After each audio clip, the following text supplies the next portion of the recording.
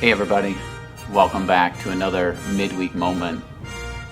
So a few days ago, one of our staff members sent me a message. He said, "Do you know a Maddie Burnau? Is that a cousin of yours?" And then he attached a link to an article which shared that Maddie Burnau is competing in the Tokyo Olympics on the United States trap shooting team. Well, I knew that Maddie wasn't a first cousin of mine, but I wasn't sure if I was distantly related to her, so I Facebook messaged a couple of my aunts who keep up on Burnau genealogy, and unfortunately what I discovered is, no, we're not closely related. But to have a Burnau competing in the Olympics, of course, I'm going to be cheering her on. You see, later this week, the Olympics start, and athletes with the likes of Maddie Burnau are going to be gathering from the United States and from around the world in order to compete. These are athletes who have given their entire life to their sports in order to compete at the highest level. Like, I think about Maddie Burnau's story. So when she was 12 years old, she participated in 4-H shooting. She hit 6 of 25 clay targets.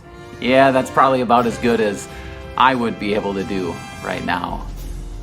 But she stuck with it, and she improved. And even as a teenager, she was on the world scene. She was one of the best.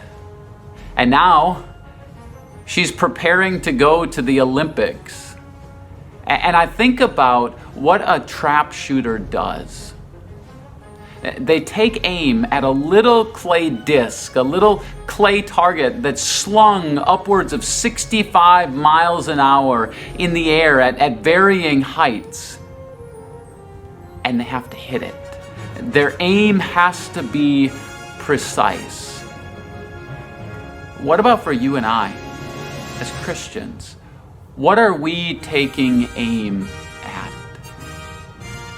Paul, in his letters in the New Testament, talks about what we should be taking aim at.